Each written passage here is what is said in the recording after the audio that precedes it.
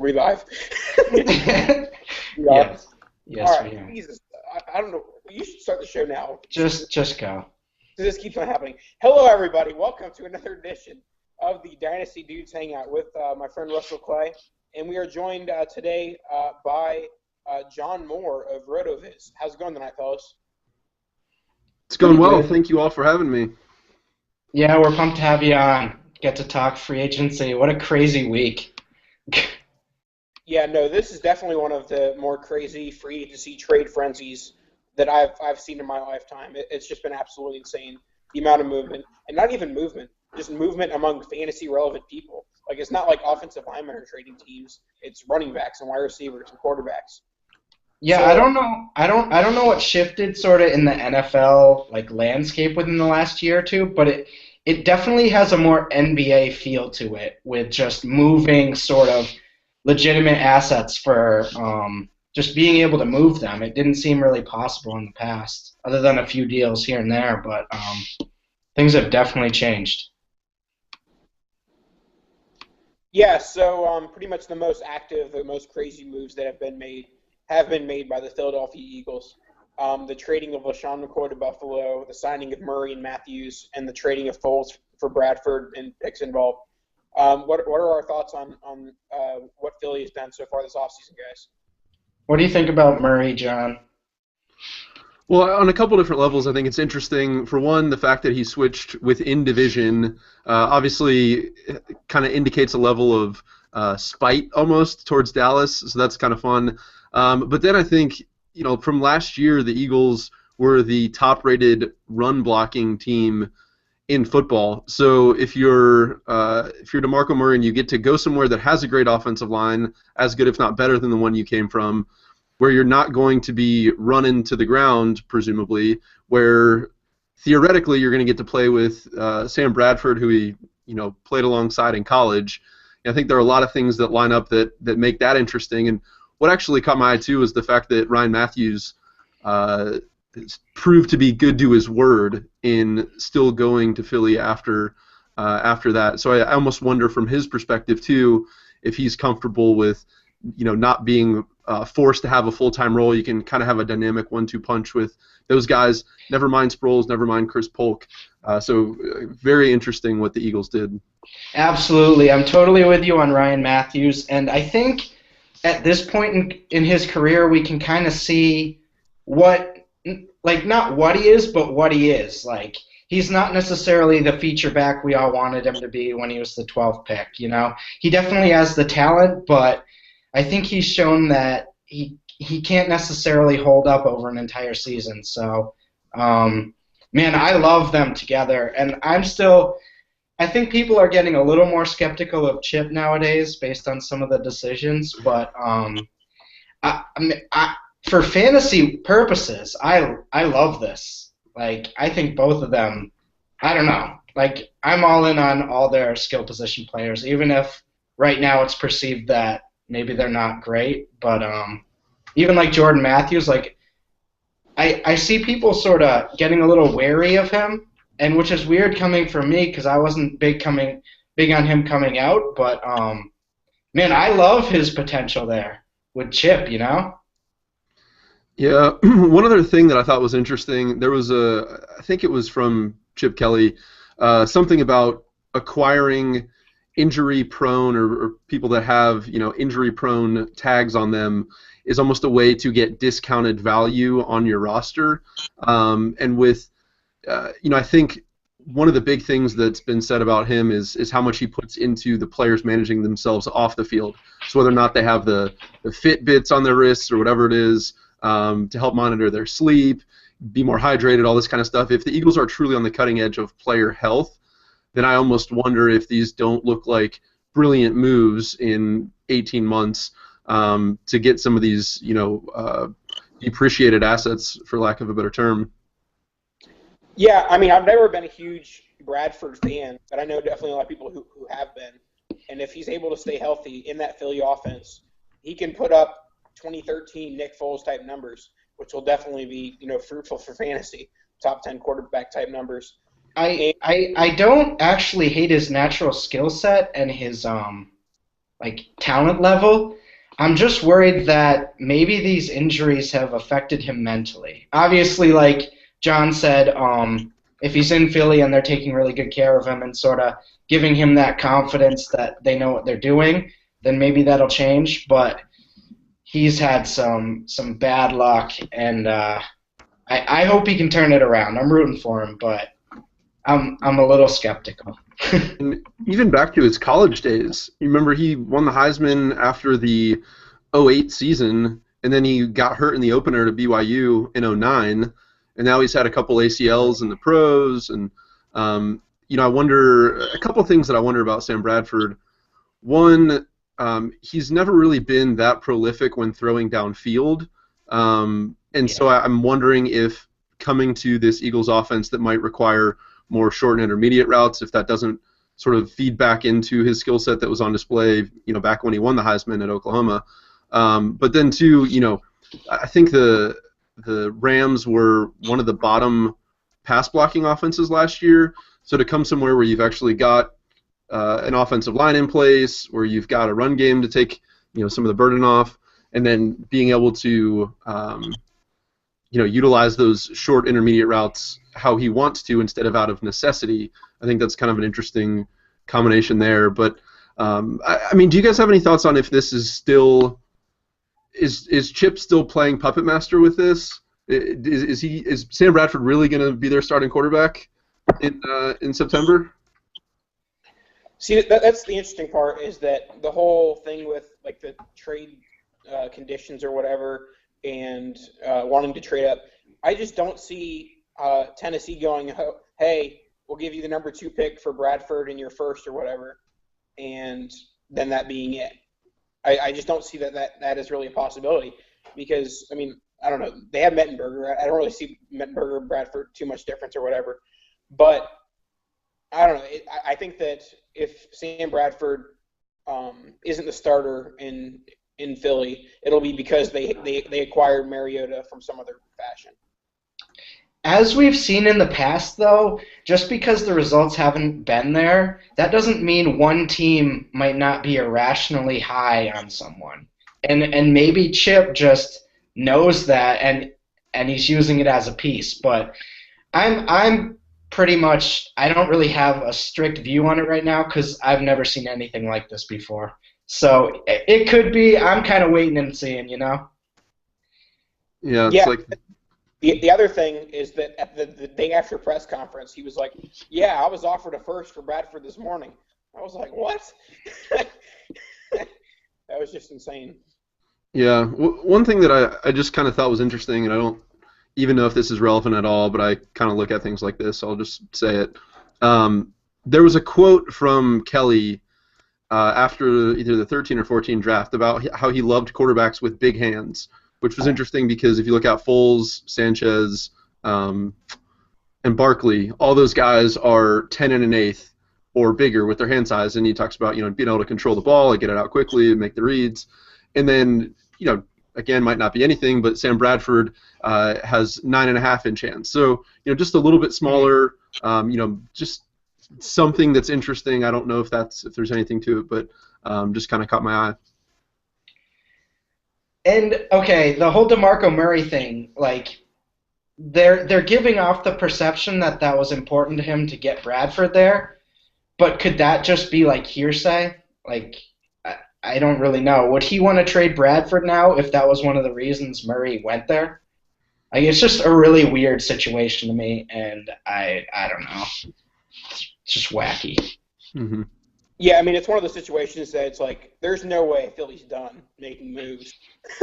Like, they've made all these moves. There's going to be a few more, and then something will take place in August, and we'll figure it out from there. Absolutely.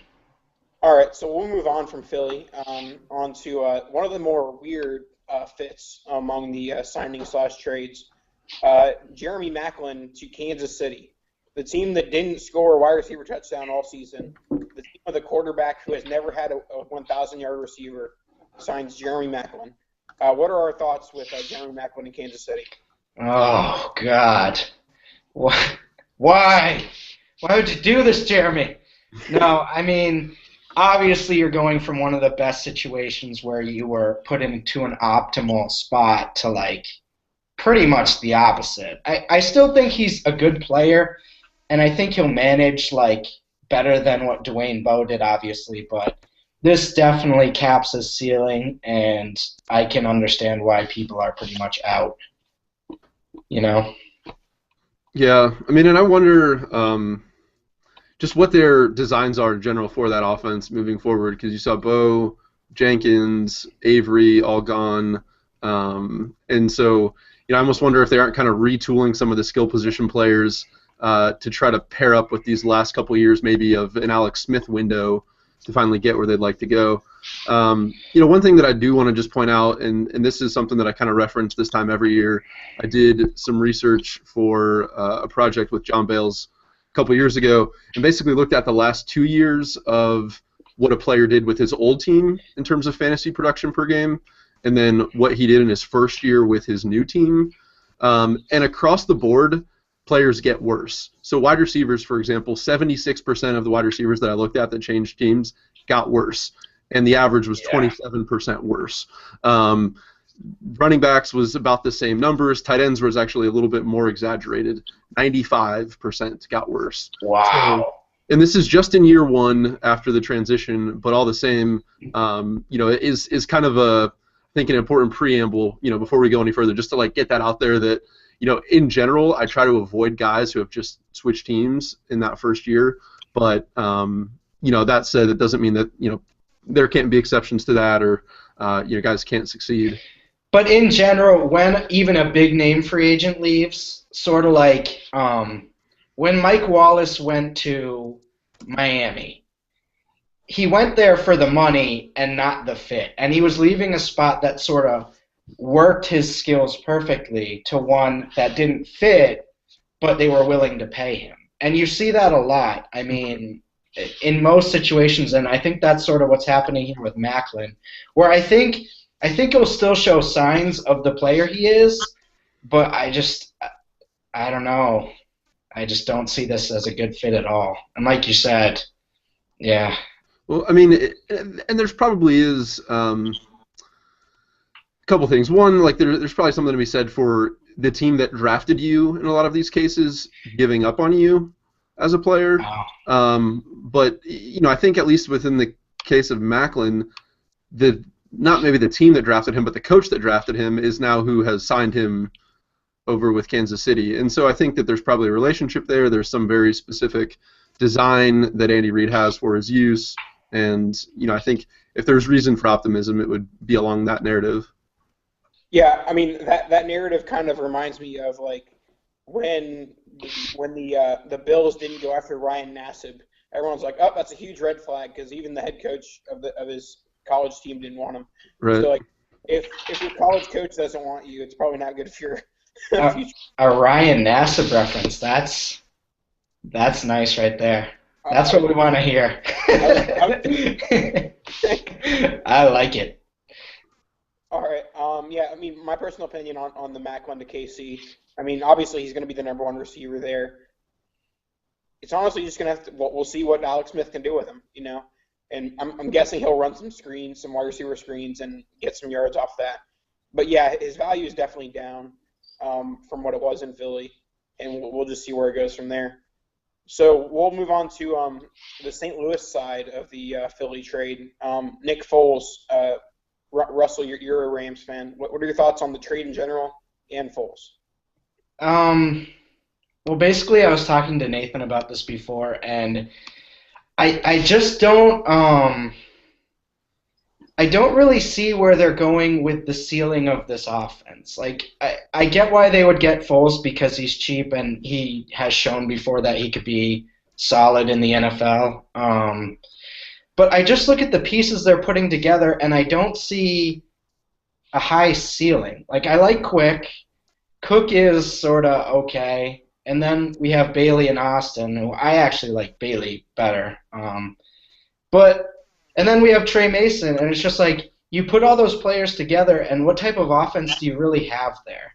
And I don't see even at their ceiling like better than a top 15 offense. So, especially in the NFC West, I'm worried about sort of Foles sustaining himself against those defenses 6 times a year. So, I get what they're doing, but I just don't see the upside that you need to make the playoffs in that division. What do you think, John?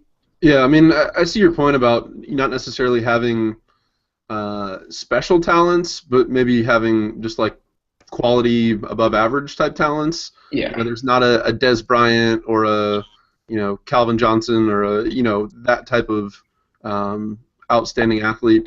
But the one thing that I do wonder about too for them is that just their offensive line was so bad last year that if they can't get some reinforcements there, and how many times have we seen some investment in the offensive line really kind of turn some fortunes around. So like you said, I generally like Bailey, Quick, Britt, those types of players, but I mean, even Stacy and Trey Mason, like I like both of those guys. Yeah. But it's just the one thing that they actually need for any of them to reach their potential is the line, and until further notice, we've still got some work to do on that front. Absolutely. What do you think, Nathan? Yeah. I don't know. I was a Foles fan in Philly, but also I think that was all of that was the system itself. And you do have some decent players for Foles to throw to here. I don't know. It'd be interesting to see how it plays out, but I don't really see them competing with Seattle or Arizona for the NFC West title or whatever. And as far as fantasy, I see Foles as like a QB2 type where he doesn't even really have QB1 upside anymore in St. Louis. But he can give you some okay numbers when the matchup is right. Hey, Russell, real quick, if you're a Rams fan, what do you think about the defensive side of the ball for them? Because, I mean, if you look at last year, like, the Cardinals didn't really have that great of an offense, but they were able to contend. But I think their defense was a big element of that.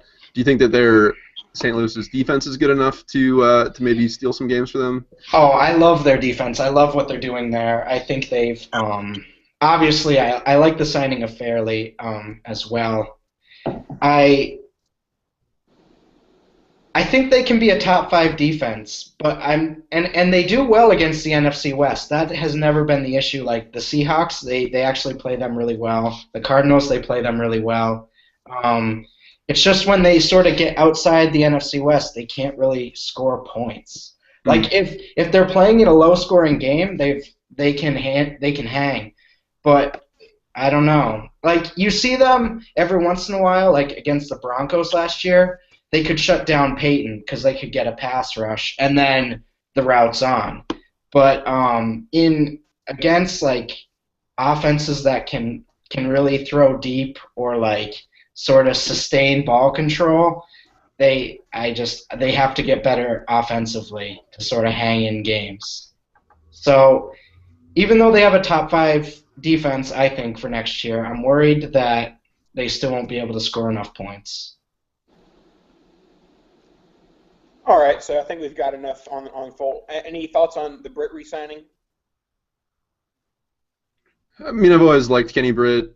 Maybe to a fault in some instances, but I mean, I think when you look back at his track record as far as his productive seasons coming with the Jeff Fisher pairing, I don't see why he can't be at least as decent as he was last year, and I don't know if there's too much else to say on him. All right, so we'll move on to the Jets, who've been kind of busy on both sides, offensive and defensive. They re-signed Revis. They brought Revis back. They brought Antonio Cromartie back. And then from a fantasy perspective, they traded for Ryan Fitzpatrick and traded for Brandon Marshall. What do we think of Fitzpatrick and Marshall? Probably Marshall more so. Post these 2 trades. What do you think, John? Well, I mean, I think I'm amazed that the 5th round pick is all that it took to get him, just as a starting point, which was actually the same thing that we saw with Mike Wallace going to the Vikings. And it's just, if teams are actively shopping players like that, and the 5th round pick is the best they can field, what does that say about how the world views Mike Wallace and Brandon Marshall at this point? Right. I don't have anything bad to say about Brandon Marshall because he's been such a good player for so long. I mean, obviously the change of scenery isn't necessarily a positive. I'm interested to see him alongside Decker, almost kind of having another partner in crime like he did with Alshon in Chicago. The one thing that I'd be curious to hear your guys' take on this, like, what does this mean for them just on like kind of a 5,000-foot level?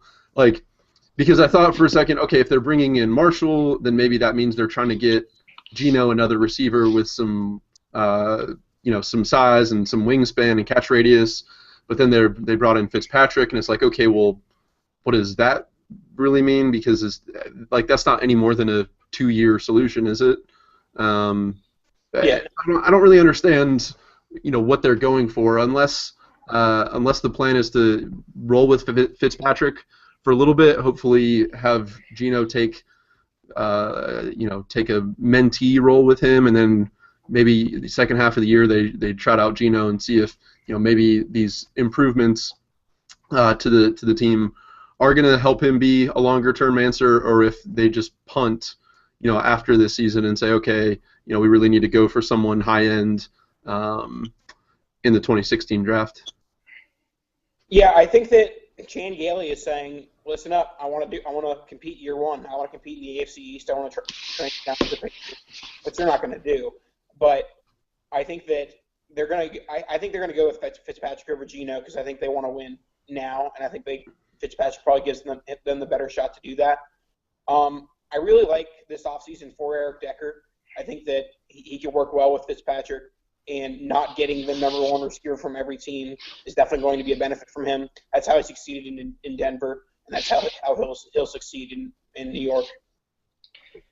I loved the move before they kind of brought in Fitzpatrick. I thought, like you said, they're giving Geno the reins and they're giving him like actual skill position players other than Decker. And I thought they were going to go through with that. But this sort of seems like going against what you would want, and maybe they don't trust Geno long term, and that they're just kind of stopgapping Fitzpatrick and ready to move on. So then is Fitzpatrick almost like the mentor to a Mariota type, or do you think that they're maybe looking at Hundley or whoever else, top around 2? I think they wouldn't make that move for Fitzpatrick if they were sort of in on Geno being the future, That's where I'm at. But if they planned on taking a quarterback at 6, I don't really see them doing that either. But they are in the driver's seat right now, I think, for the number 2 QB, whether it's Winston or Mariota. I think that Tennessee's going to stick with Mettenberger, and 3 through 5 have quarterbacks per se. So right now the 6th spot seems to be where QB2 is going to go. It's just whether it's going to be the Jets or whether they trade down with Philly or something like that happens. Okay. So we'll move on to the Vikings moves. Peterson's situation is still up in the air, but we've got Mike Wallace being traded for a 5th to Minnesota, and Greg Jennings cut. From a Teddy Bridgewater perspective, I like the move to an extent, just because it cost a 5th-round pick. Like, who cares? But as a Cardell Patterson truther, I think this shows that they really have no faith in him whatsoever. Yeah, I was really excited about buying Cordell earlier this offseason when I thought, okay, like, obviously he had a down year, but next year they're sort of going to work with him and give him another shot. But this definitely isn't good for him. And I actually do like Wallace with Bridgewater. I think he can bring a deep ball element that could really help that offense. But as far as Cordell Patterson goes, I'm still liking him as a buy low, but not as much as I did. Yeah, I mean, I I don't have too much to add to that. I feel like never really been that crazy about Cordero Patterson. If anything, I'm curious to see Charles Johnson with a full offseason and him grow with Bridgewater. I guess I'm a little disappointed to not have Jarius Wright get a little more playing time. But if they, I don't know. I mean, I see where Mike Wallace is a cheap upside play for them, but I mean, of the receiving options there, I'm still most curious to see what happens with Charles Johnson, and I don't know. I'm not particularly optimistic about Patterson. Is Jarius Wright still with them? Yeah, I'm looking at their depth chart on our lads, and it has him as the fourth there behind Johnson, Wallace, and Patterson. So, John, you may have had a Charles Johnson article at one time or another, if I'm remembering correctly. What are your thoughts on him for 2015 with Wallace? Yeah, I mean, a couple weeks ago there was a blurb on Roto World about offensive coordinator said that he's the most talented receiver on the team, and of course I tweeted that out, and somebody said, "Oh, Greg Jennings, I'm sure has something to say about that." Well, one, Greg Jennings isn't still on the team anymore, and number two, I mean, so yeah, I mean, I would love to see him. I feel like there have been some comments about maybe his performance last year being a little bit strength of schedule dependent, and he had his big games against bad opponents and that kind of thing. And who knows what he can be when he's drawing the team's best cornerback instead of a secondary option. So, but yeah, I would love for him to have success there. All right, so this guy I thought of when you were talking about the whole regressing after signing with a new team. And obviously, this was kind of inevitable once Denver let him go. Julius Thomas going to Jacksonville.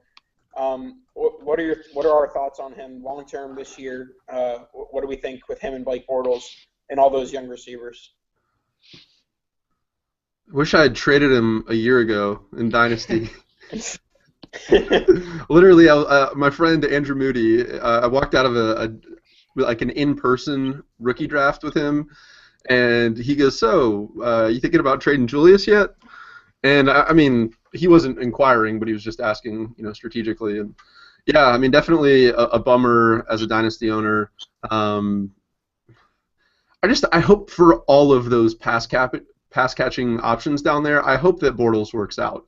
Because it would just really be so sad to see Allen Robinson and Marquise Lee and now Julius Thomas all just be dragged down with Bortles. But I don't have a lot of confidence that that isn't the eventual outcome at this point. That's the crazy part. Like, they're propping him up. Like, they couldn't prop him up with more, potential help than what they're giving him right now. Right. And if this doesn't work out, this just really says a lot about him.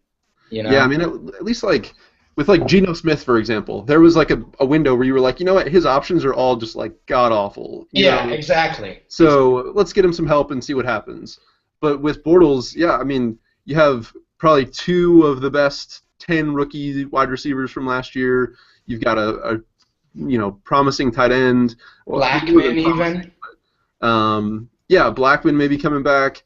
The thing that kind of bugs me about Julius Thomas and really kind of bugged me last year in DFS and as a dynasty owner was he just became so touchdown reliant, and the yardage total fell off significantly from the 13 season that kind of that dual, there's inherent regression, I think, in just changing situations, but then also to already have regressed in a sense of losing so much yardage. And now it's just well, what happens if he's a low yardage, low touchdown guy? Right. Well, then he's pretty much TE 15 or something. Who cares about him? So. And I learned this the very hard way with Vernon Davis last year. Yeah. Where he was basically not totally dependent on touchdowns, but that was a lot of his fantasy production 2 years ago. Mm-hmm. And I mean, he got 60 targets last year, and wasn't good on them either. So. Yeah. So yeah, that's definitely potential for something to happen there. Yeah, I mean, this kind of reminds me about with last year with Toby Gerhart when he signed with Jacksonville. He rocketed up redraft draft boards or whatever. Not as much Dynasty, but definitely in redraft. He started going like in top 5 rounds or whatever. But people weren't counting for the fact that Jacksonville wasn't going to score a lot of touchdowns. And in order for Julius Thomas or Toby Gerhart to be successful, Jacksonville would have to score a lot of touchdowns. And that's something that's just not going to happen. Absolutely. All right, so we'll move on to Buffalo has made a couple of moves. They did make the trade Kiko Alonso for LaShawn McCoy. What are our thoughts on McCoy and Buffalo? You can go ahead, John. I'm, much less optimistic. I mean, I feel like weren't we just here a year ago? Didn't the Eagles trade Bryce Brown a year ago to Buffalo? Oh my God, you're right. Maybe Bryce Brown. He was good that one year. Maybe he can be the guy. And now it's LaShawn McCoy just changed teams, and I don't know. I worry about that move on a couple levels. One, going from the best offensive line in terms of rush production to I don't know where they ranked. If you give me a second, I can pull it up here. But then also just like if sort of that like malcontent attitude was creeping in Philly, what does that mean for Buffalo? Okay, so true story. In 2014, according to PFF, the Eagles were the best run block team, and the Bills were the worst. Oh no! It's just. So now you switch over a running back who is maybe unhappy with his new situation, has gotten let's see, I don't know,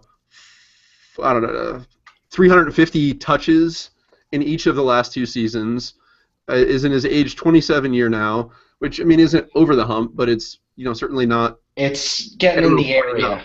This is, like, you almost have to think that his best seasons are behind him now. And so I haven't seen early ADP on where he's going, but I'm fairly pessimistic, I guess. He's in redraft. He's going like late first, early second, and in Dynasty like late second, early third. Yeah, I mean, and people give Andy Reid a lot of a tough time as well, but even he was good at sort of getting the running backs fantasy production.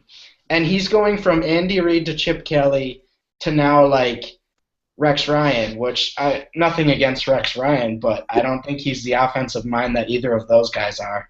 And like you said, I don't think he's scoring 20 touchdowns any season in Buffalo. So I definitely think his best years are behind him. What do you think, Nathan?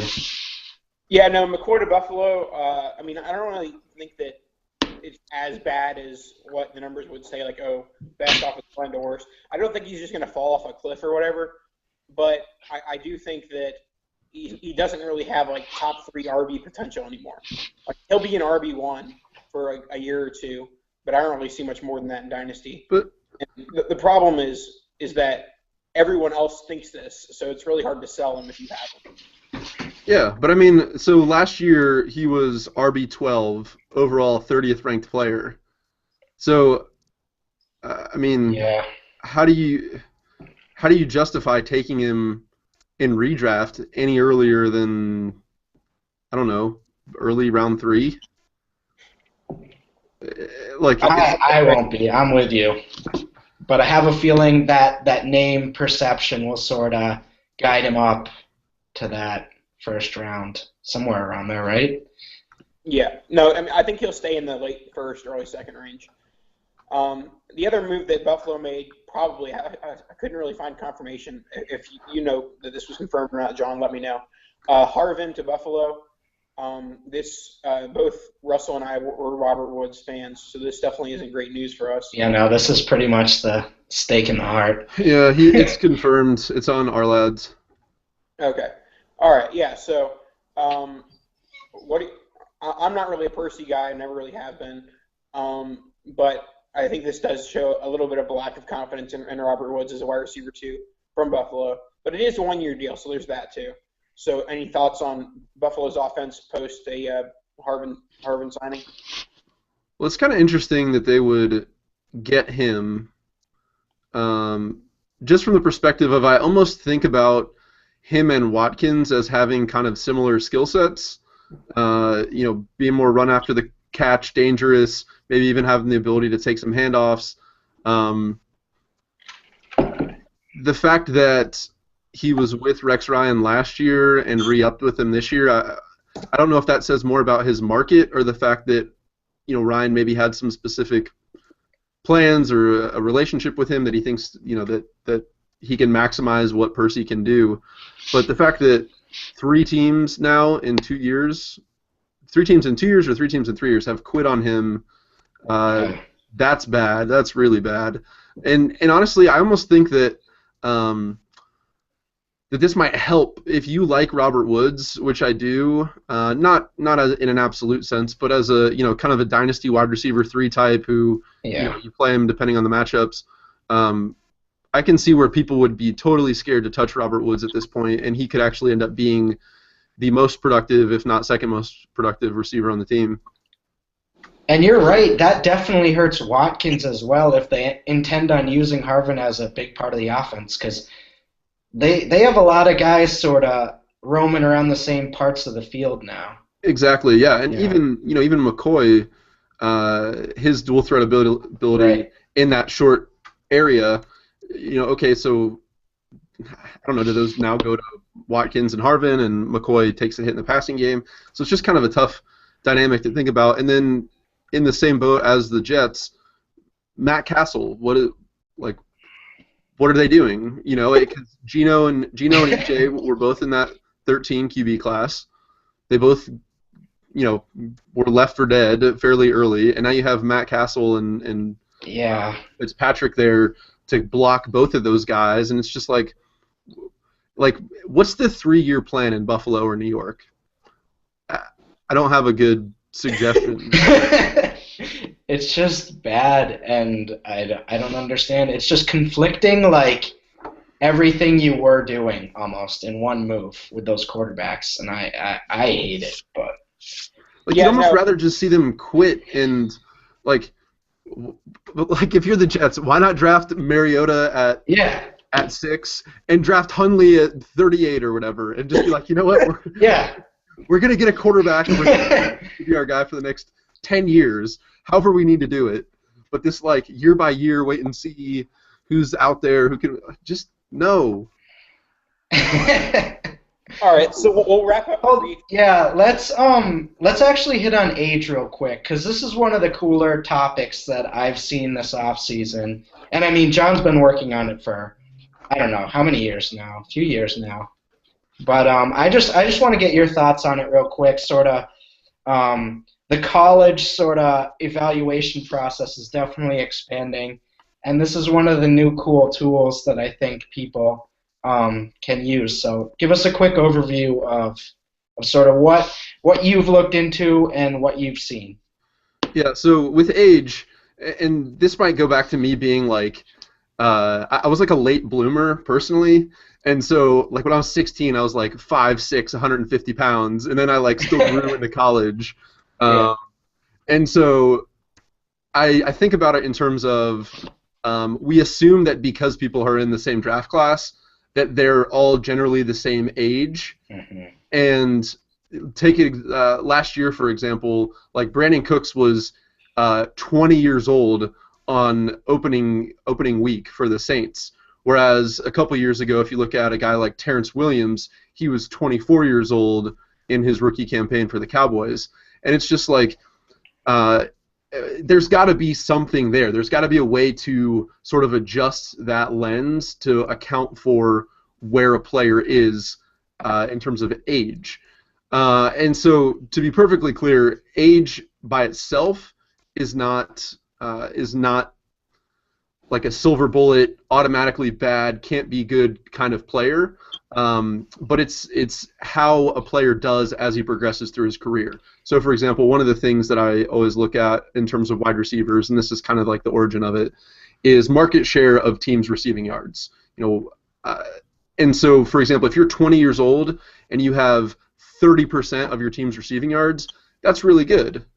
If you're 23 and you have 30% of your team's receiving yards, that's really bad. And so it's kind of a sliding scale of what a player should be doing and how he should be improving throughout his career. And so what I've looked at mostly for offensive skill position players, tight ends, running backs, wide receivers, when I do my projections, age shows up as a significant variable. Actually, just earlier today, I was doing some research on defensive players, and for defensive line, it doesn't show up, but for everywhere else on the field, it does.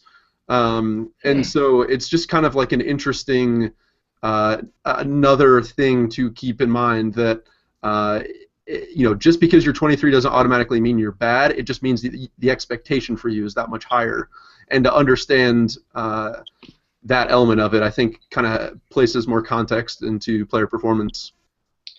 And I never really quantified it or sort of thought of it that way, but I know whenever I would sort of look into a college player, if someone was sort of borderline dominant as a true freshman, even before I really looked into the age, that was a really big thing for me, because it's if that team's putting a true freshman on the field in general, that's already a good thing. And if he's already outperforming college-level players at, say, 18 or 19, I think that's a really good indicator. And, again, I didn't know the actual ages at the time, but, Julio Jones, A.J. Green, Larry Fitzgerald, all those guys were playing as true freshmen, in big roles in their offenses. So. Right. And then just kind of one, the flip side of that coin. So I'm thinking about a guy like a Tommy Streeter, which is an obscure name, wide receiver prospect out of Miami from a couple years ago. Yeah. But there are other ones that he just came to mind off the top of my head. So, he was 22 in his final college season, which isn't terrible, but that was the first time that he ever did anything in college. And so it was why is that? Is it that he's actually good, or is that they're just at the end of the line and he's the oldest, knows the offense best, is the most physically mature, and so he's going to have one productive year, but at the end of the day, he's not really that much of a talent. And so it's something that I'm still refining, and I've got a lot of articles over at Rotoviz about it, and I think it's something that deserves more of a larger share of the conversation. And so, yeah, I've been working really hard to build that out, to get beyond just fantasy positions and actually look at defensive players too. I'm due to relook at quarterbacks, and so it's just kind of something that I've gotten on the trail of, and I just find it fascinating, and I can't stop researching it until That's awesome. Until I have answers for every position on the field, except maybe kickers and punters. What did you find for the defensive line that sort of said it didn't really correlate at all compared to others? It just didn't. So basically, I have spreadsheets that are just 100 columns wide by 1,000 columns long, and I plug different variables into it and try to solve for those. So approximate value or fantasy points or whatever it is, and then run it through a computer program, and it kicks up with this position for wide receivers, vertical jump is important, weight is important, touchdowns are important, stuff like that. And then when I was doing the defensive player stuff, at least with the variable that I was testing for today, it just for defensive line, it didn't show up. It just the model didn't say, the computer program didn't say that it was a significant thing. Kind of interestingly, I guess just it makes sense, I guess. Whereas if you're just big and strong, maybe that you can just plug guys in there and that's all they need to be, regardless of how old. Maybe they're just going to turn over, or maybe it's because it's sort of a limited athleticism that needs to happen for those positions. Right. Whereas with linebackers, safeties, corners, it did show up as an important variable. But just kind of interestingly, so with defensive linemen, one thing that kept showing up was pass deflections as something that mattered, which I thought was kind of a bizarre thing. Bench press mattered, unsurprisingly. And then, at the end of the day, where someone gets drafted is ultimately going to be the most important variable as far as how likely they are to get playing time, which helps their ability to contribute. But just in kind of a preliminary round, that's what I found. All right, so back to a fantasy perspective. When looking at age, do you think it's more important differentiating like the top players like an Amari Cooper versus a Kevin White or a Jordan Matthews versus a Kelvin Benjamin? Or is it more important finding those second round, third round sleeper picks? Do you think which do you think age is more applicable to fantasy success, I guess? Yeah, well, I mean, Dynasty is my primary format just because I think about football so I studied finance as an undergrad, and I think about football almost kind of like the stock market. I think about players as assets. I think about my team as a portfolio, and that's how I view it. And ultimately, I want to find the guys that can become the Calvins or the Dezes or that tier of player. And so to really find guys like that who could have potentially elite careers, my understanding is that to be dominant at a younger age gives us a better chance for a player to become that. And so, just as an example, like Amari Cooper, because you mentioned him, I think Amari Cooper of the receivers in this class has the highest chance to have an elite career. I think Kevin White can be good, but just while we're on that continuum of I think it's Amari Cooper as the best wide receiver, and then I think the tier below that is Devontae Parker, Kevin White, Jalen Strong, Dorial Green-Beckham. When I look at that tier, I think, for example, that if I'm going to take a big, long-term upside kind of swing, I would almost rather have Jalen Strong over Kevin White just because he's 2 years younger, has almost identical profile in a lot of other ways, and maybe right off the bat it's not going to be so good, but by the time we get to year 3, year 4 of that player's career, that Strong, I think, can be a more productive player. And that's a lot of people sort of want to judge a draft class after 1 year, and there's always going to be late bloomers that either didn't get opportunity year 1 or sort of the team wanted to sort of develop them into a bigger role. Every team works different. If you're the Panthers, they just threw Kelvin Benjamin, what was it, 130 targets his rookie year? I think it was maybe even 150 or 60. It was He was one of the I think the top 10 targeted players. And so in the instance of Kelvin Benjamin, with him being older and super physically imposing, to just plug him in there and throw it at him times, 10 Which is literally what they did. They were just all right, here you go. And so, maybe in year 1, Kelvin Benjamin is going to be more successful. But, come talk to me after the 2016 season and let me know at that point if you'd rather have Allen Robinson or Jordan Matthews compared to a Kelvin Benjamin type, and I would take those two guys over Benjamin. Right, because in year 1 those drops aren't as big of a deal, but when you get into year 3 and those problems are still there, they sort of build up big time. Mm-hmm. And again on the team developing thing, when you look at the Pittsburgh Steelers, they take their time with developing their receivers. Antonio Brown didn't get a prominent role till year 3, mm-hmm. and he was showing signs before that. But it's just every team is different, and you have to be aware of that. You can't be selling someone just because a guy didn't get an opportunity year 1. So that's where I'm at with that. Yeah, absolutely. I agree with you guys, and I think that, and also with the age and Benjamin, I think that his age, while it was frowned upon, him as a dynasty prospect, I think the fact that he was 23, 24 years old as a rookie, that it helped him, because he's more developed. He knows the game better, I guess, to an extent, I guess. But yeah, that's with that. Yeah, and just a final comment, there are other things, and he's almost like an outlier. You know what I mean? He's like a tight end, wide receiver hybrid kind of prospect, where maybe some of the rules don't apply to him just because he's physically such an outlier. Whereas like if you kind of bring it in a little bit into like people 6'3" and under and like 220 and you know what I mean, that it maybe becomes a little more applicable there. Whereas a guy who's 6'5" and 235 is just, at that point, is he just so imposing that some of this other stuff kind of doesn't matter as long as he gets thrown the ball. Quickly, what do you think about Devin Funchess? I don't think I've heard your opinion on that yet. What do you think of him? I haven't figured it out yet.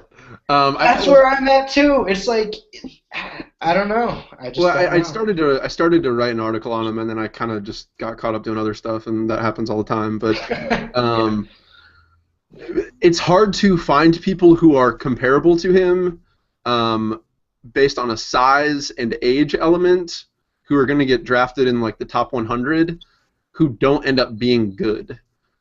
And like if I pay no attention to anything else other than just where it like drafted in the top 100, being that big, and having like some semblance of college success, like all the rest doesn't really matter. And then even if you flip him over to the tight end, because I've actually plugged him into both my tight end projection and my wide receiver projection because I don't know what I think of him. Even when you plug him into the tight end one, I mean he's still basically neck and neck with Max Williams.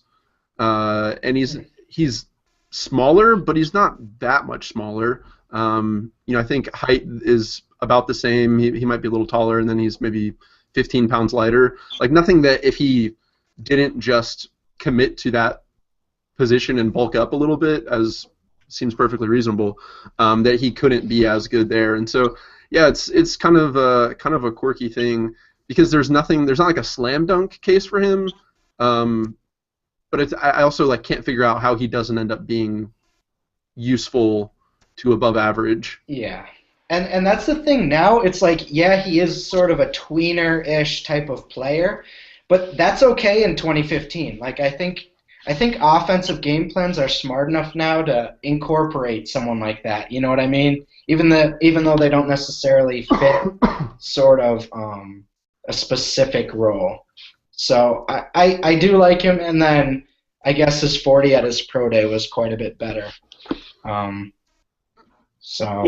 40s are full of it. There's a lot of evidence that they don't matter at all. Well, even just, I mean, like taking aside his 40, I mean, if you just looked at the combine, at the fact that at 232 pounds, he had a 38.5-inch vertical and a 122 broad. I mean, that's pretty impressive just in its own right. What just like kind of baffles me about Funchess is if you look at him as like as a player, like where was he in 2014? What happened? How does a guy like that score touchdowns in only 2 games? Unbelievable. I think it was just Michigan was just such a mess that like, I mean, who was their quarterback there? Well, Devin Gardner for a good portion, and then Shane Morris as well. Yeah, so I don't know, but so just a final thought on him. So when I plug him into my tight end projection model, if we're looking for guys who are like a similar weight, kind of under 250, guys like Kobe Fleener show up. Max Williams is right close to him. Eric Ebron, Lance Kendricks, John Carlson, Dustin Keller. So I don't know. I mean, not. That's a lot of highly drafted players as well. Right. So I don't know. Maybe year 1 and year 2, it's not as much of a thing with him. He's not as successful then. But I can't help but think as a long-term asset that he's going to be pretty overlooked. Because I mean, where are you hearing him right now in terms of the wide receiver class? Like I don't really see him getting any attention in the top 6 or 7. I don't either, and that's why I'm thinking like if he can fall to the late first or early second, that could be like, not to pump one of your guys, but that could be the Allen Robinson of sort of this year if he gets to that second round level. Because I mean, who knows? The ceiling's there. Funchess for me, he kind of reminds me of Benjamin, but he still has 3 years to become Benjamin because he's only 20 years old. So I mean that's the crazy that counting for age. It's like, okay, he has similar skills to Benjamin, but he still has 3 years to develop to be as good as him. Yeah, Funchess finished his college career before Kelvin Benjamin started his. Like in an age, if we're looking on this timeline. Yeah, that's pretty crazy. All right, so we're going to wrap up the show with our sponsor, and then Russell will give us his Couldn't Care Less Island, and then we'll wrap up. Reality Sports Online is a powerful fantasy sports platform where owners get to build and manage their fantasy team like an NFL general manager. RSO features a revolutionary free agency auction room, which mimics NFL free agency, enabling fantasy owners to compete against each other to negotiate with and sign the NFL's top talent to single or multi-year deals, contracts. An intuitive algorithm acts as the player's agent, automatically valuing offers using the same factors used in real life: the total amount, per year average salary, total guarantee, and contract length. In addition to its revolutionary free agency software, RSO's League Manager has tons of other cool features like in-season signs and cuts, multi-team up to 5, and future draft pick trades, franchise tag, injured reserve, automated contract and salary cap functionality, and much, much more. Test your general manager skills out today by participating in a free mock free agency auction at realitysportsonline.com and use this code DUDES10 to get a 10% off league entry fee. Once again, that's DUDES10, DUDEZ 10. All right, guys, thank you very much. And so Nathan, that was fantastic. That was Great well job. done. wrap us up with Couldn't Care Less Island. All right. All right, this week on Couldn't Care Less Island, I am nominating Kamar Aiken, mostly because I don't know much about him, and he's getting some praise lately. He does have good size, but I don't really trust. He wasn't drafted, and this is his 3rd year. I mean, maybe the opportunity wasn't there, but I don't know. I would never buy him as like an actual asset, is where I'm at with him. Do you have anything on him, John? He was actually pretty good at maybe, I think, his 2nd season at UCF. I think it was his age 19 season. I mean, he's big enough, athletic enough. He had a flash or two last year. I think if you're going to look deep into the Ravens wide receiver depth chart, I would almost be interested in a Michael Campanaro. Yes. He's a guy who is kind of sneaky good coming out last year. I think he was injury shortened 2013, the senior campaign in college. So I mean, I don't dislike any of their top 6 wide receivers: Marlon Brown, Steve Smith, Aiken, Campanaro, Aldrick Robinson, Jeremy Butler. All those guys are interesting. It'll just kind of depend on like how they end up getting rolled out there.